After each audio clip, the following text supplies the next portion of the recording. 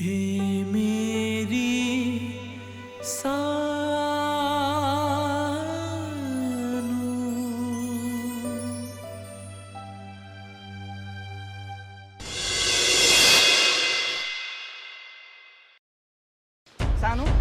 ओ सानो मैले तिम्रो त्यस्तो चित्त दुखाउने कुरा केही गरेकै छैन किन रिसाके के सानो दाइको कारणले मसँग रिसाएर हुन्छ त भने दाइले पनि के गलत गर्नुभएको छ र दाइले जे गर्नुभयो तिम्रो र हाम्रो हितको लागि गर्नुभएको बिना कारण त्यो दिन माइतमा बस्न सुहाउँछ त एकपल्ट तिमी आफै भन त आफ्नो आफ्नो माइतीको आफ्नो घर परिवारको इज्जतको ख्याल राख्नुपर्छ आखिर तिमी के कारणले माइतमा बस्न चाहन्छौ भन त यी सब कुरा घरमा गएर गर्दा हुँदैन सानो पनि मैले पनि त्यही त भनेको तिमी त्यसै ठुस्किन्छौ ल्याउ यो ब्याग म बोक्छु तिमी हिँड घरमा गरे पनि जता गरे पनि आखिर बुढाबुढी कुरा हो ल हेर मैले तिमीलाई हँसाइन त ल हिँड लाटी उतै घरमा गएर कुरा गरौँ अगाडि हिँड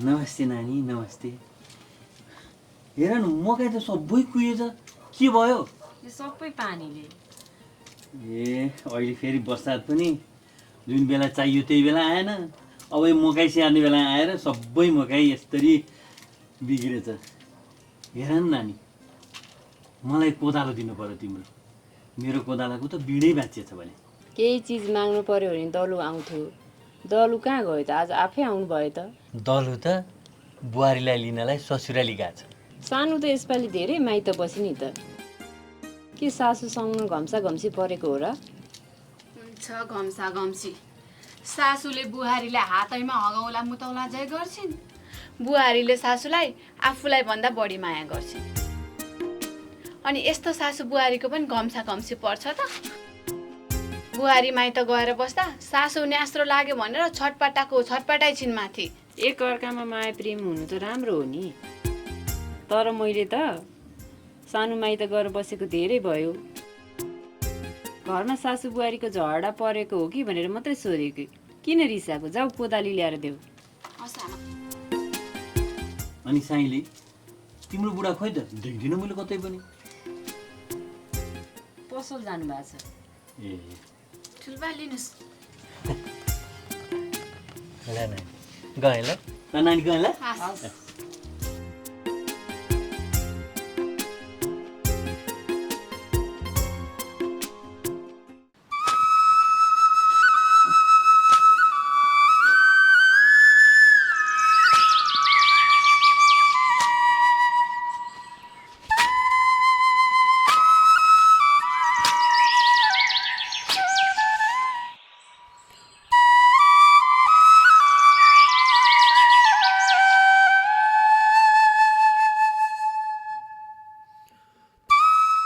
दयाराङ काका हजुर बारी खनेर के गर्न लाग्नुभयो के गर्नु नि बाबु यसो तरकारी सरकारी रोपौँ कि भनेर ए दयाराङ काका अनि बुहारीको कोसँग चक्कर थिएर माइत लगाउनु भयो के भनिस् पाजी मेरो सती सावित्री जस्तो बुहारीलाई तैँले यस्तो शब्द कसरी प्रहार गरिस् त बाहिरबाट हेर्दा जति कालो छस् नि त भित्रबाट पनि त्यत्तिकै कालो रहेछस् सोच्नु तपाईँको बुहारीले दिएको त नि यति जेलसम्म माइत बसेपछि शङ्का त जसले लागिहाल्छ नि काका म मेरो बुहारीको बारेमा नराम्रो सोच्नेसँग कुरा गर्न चाहन्न त गइहाल त मुख छ भन्दैमा नाना भाती बोल्दो रहेछ गएर मात्रै बचिस् नत्र जाने थिए कस्ता कस्ता आउँछन्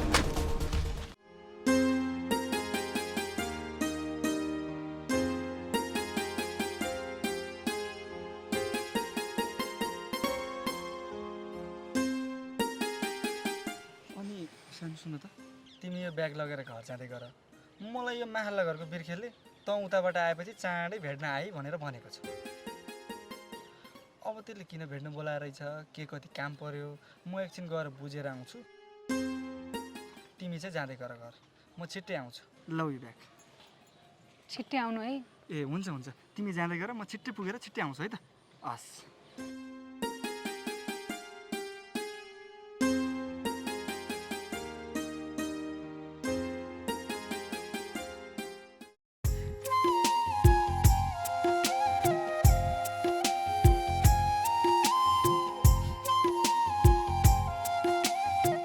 दर्शन आमा, तेरो दर्शन सर्शन चाहिँदैन मलाई। दाइजो चाहिन्छ मलाई, दाइजो। बुझिस् तैँले? तँलाई मैले दाइजो नलिकन यो घरको आँगनमा नटेक भनेको होइन। खै दाइजो किन नल्याइस्? मैले जानेछु।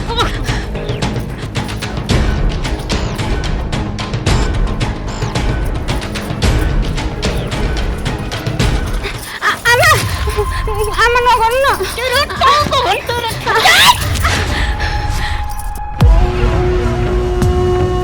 र लुगा अब कहाँ के हुन्छ भने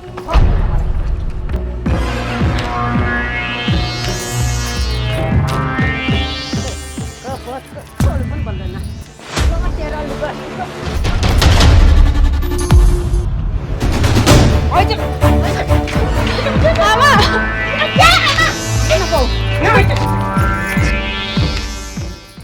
मुन्टे छिटो खचरी खचरी अझ मैले तँलाई के गर्छ मैले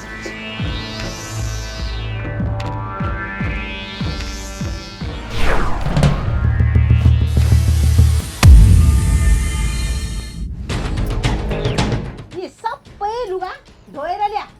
अनि एउटा कुरा, तेरो बुढो र मेरो बुढोले सोधिहाल्यो भने यी लुगा मेरै आफ्नै इच्छाले धोको भनेर भन्नु। अर्को कुरा, तेरो बुढोले लुगा धुन म पनि सघाइदिन्छु भन्यो भने पर्दैन पर्दैन म आफै धुन्छु भनेर नाइ भन्नु। छिटो लिएर धोएर। सत्य कुरा तैँले अलिकति पनि चोइस भने तेरो म यहीँ समाधि बनाइदिन्छु। छिटो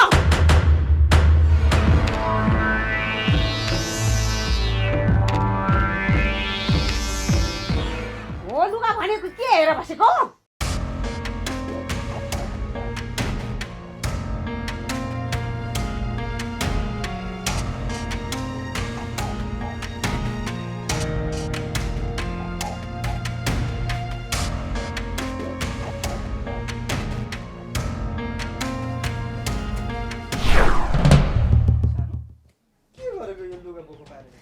धुनलाई नि मैले त भनेको नि, अब थाकेर आकी छौ नधो के, आराम गर। भोलि पर्सि धोयो नि भइहाल्छ नि। अस्ति भर्खर आमा छोराले धोएको। नधो बा नधो भनेर भनेको मान्दै मानिन्।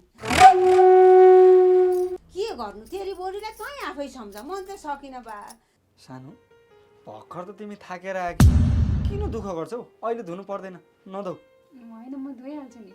सानो, त्यसो भए म सघाउँछु ल तिमीलाई। पर्दैन, यति जाबो कपडा म एक्लै धोइहाल्छु। बाबु अब यसको इच्छा नि किन मारिदिनु? धुन्छु कि धुन्छु भनेर जबरजस्ती गरिहाली। बुहारी भनेको घरको लक्ष्मी हुन्। जाऊ बाबा जाऊ, दोहोऱ्याउ जाऊ, लु जाऊ है। ल अब के गर्नु त, नमानेपछि।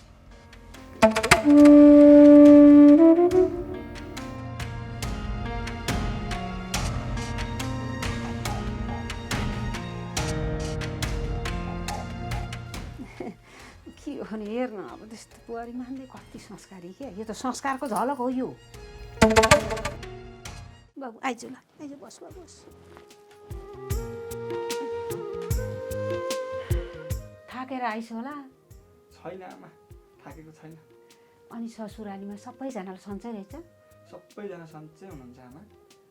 अनि हाम्री सानो बुहारी किन यति जेलसम्म नआकिरहेछन्? केही कारण थाहा पाइस् त तैँले? मलाई त केही कारणै पत्तै लागेन आमा। तैँले थाहा नपाएकै राम्रो। तैँले थाहा पाइस् भने त बर्बाद भइहाल्छ। मलाई त सानुले तँलाई सबै कुरा बताइ पो हाली कि भनेर कस्तो डर लागेको थियो। धन्न बचियो, केही बताएको रहेनछ। के हो आमा? ए होइन, तँलाई भोक लागिसक्यो होला, अनि के खाजा बनाइदिउँ भने सोचेकी थिएँ। के खाजा बनाइदिउँ बाबु, के ए खान्छस्? आमा पनि खाजा बाटोमै खाएर आएको नि, केही बनाउनु पर्दैन अहिले। ए ल त ल, त्यसो भए अब बुहारी लुगा धुनु गइहाल्यो नि, त आराम गर, म चाहिँ जान्छु है त बाहिर। ल बाबु, ल ल। होइन यो सानोलाई के को आपत पर्यो? आउन पाएको छैन, यत्रो विधि लुगा धुन पर्यो। त्यही माथि 2 दिन अगाडि मात्रै आमा र म मिलेर धोकै लुगा हो।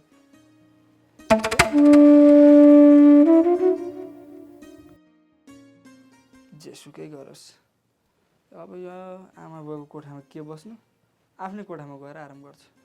सानोले झोला पनि यही राखेछन्, कोठामा गएकी छैन कि क्या हो, लिएर गइदिनु पर्यो।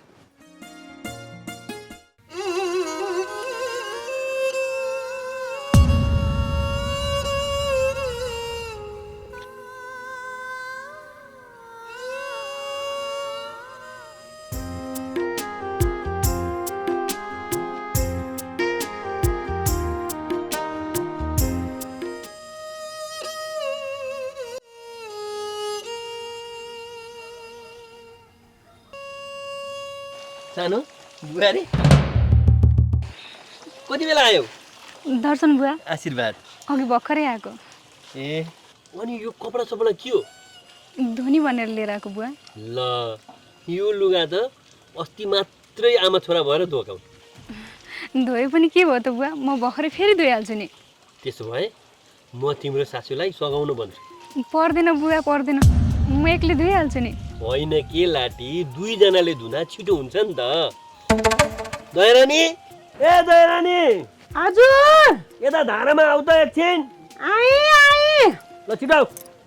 बुहारी अघि छोरा त, म हात खुट्टा धुन्छु।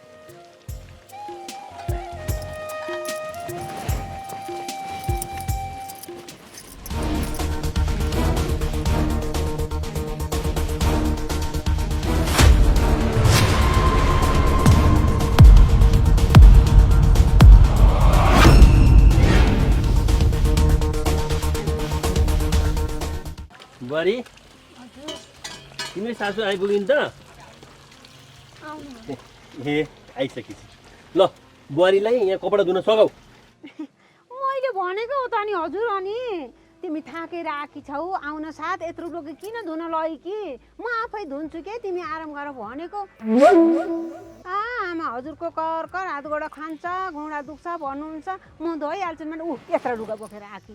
मान्दैन मैले के गर्नु त हजुर। अनि जेसुकै भए पनि बुहारीसँग मिलेर यति कपडा धुवा 2 जना भयो।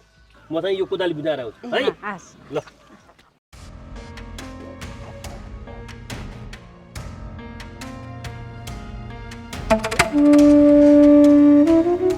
ओइ जाऊ न, लुगा धो भने छिटो छिटो नि, के ठिङ्गो खम्बा जस्तो उभिराख्यो नि। धुनु जा भनेको, छिटो।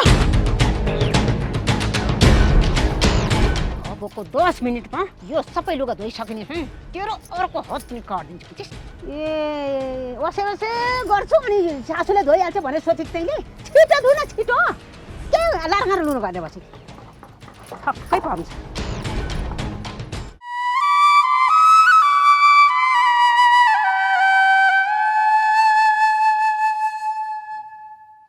साइली, ए साइली कता गएछन्?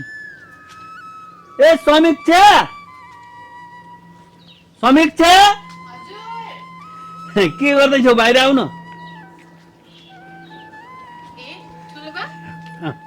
लौ कोदालो राख। खनिसक्नु भयो? खनेर सकाइसके। ए छिटै सक्नु भएछ है? सकाएँ नि। अनि सानो माइतबाट आइन् त? आइसकिन् नि, आएर घरभरिको कपडा धुँदै थिइन् माथि। सानो काम गर्न त माहिरै छन् नि है ठुलो बाबा? माहिर हुनु परेन त, आखिर बुहारी कस कि। ल गएँ ल। आशा ल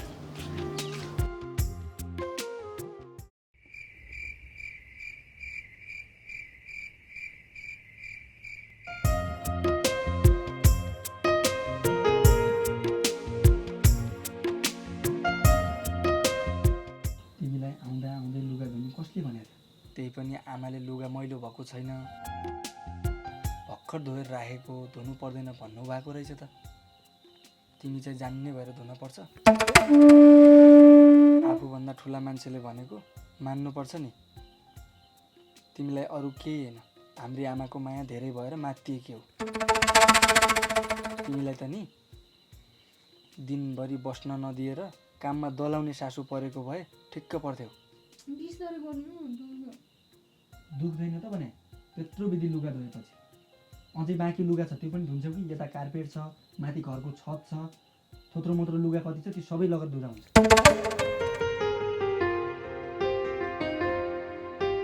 घर पनि लिपोत गर, अझै सजिलो हुन्छ, दुख्दैन। लुगा धोएको भएर हात दुख्यो कि अब हाम्रो बुहारीको?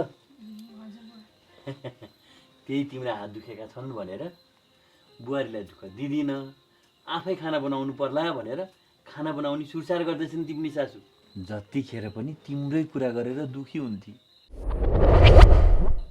आज त एकदम खुसी छ। तिमीले त सासू माया गर्ने होइन, अति नै माया गर्ने पाइके हो बुहारी।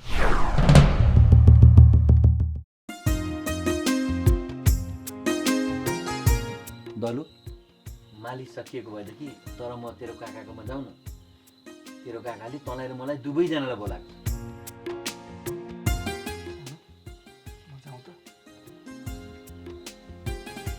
ल त आउँदै गर, म जाँदै गर्छु ल। सानो, म गएर आउँछु, तिमी एकछिन बस्दै गर है। ल म गएर आउँछु।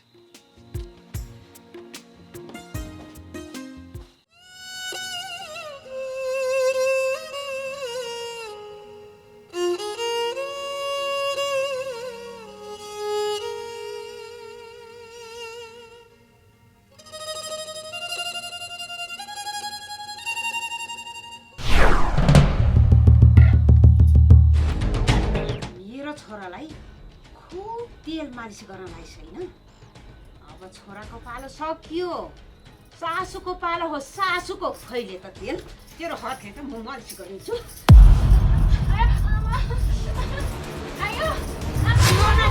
छोडेर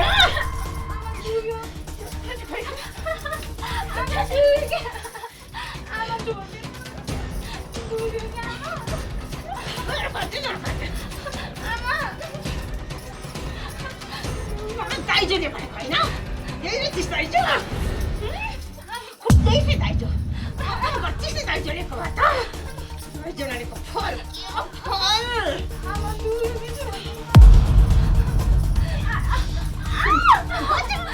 बुढालाई तेल मालिस गर्न लाएर खाना चाहिँ कसले तेरो मरेको बाउबाट पकाउँछ। खाना पकाउनु ल्या। अनि सुन, बुढो र ससुर आउनुभन्दा पहिले खाना पकाइसक।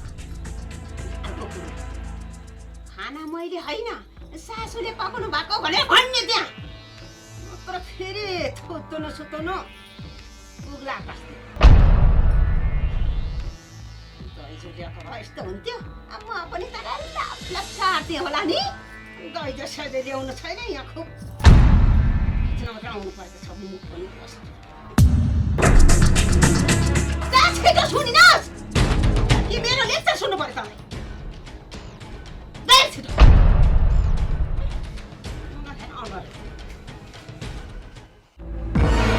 दाइजोको नाउँमा फुटेको कौडी ल्याउने होइन, अनि मजाले महारानी गरेर बस्नु पर्ने होइन तँलाई।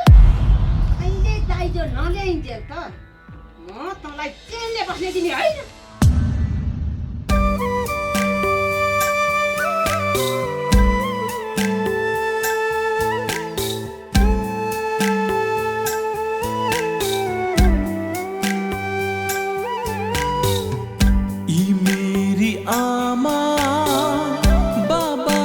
सम्झी झर्दैछन् यी आँसु।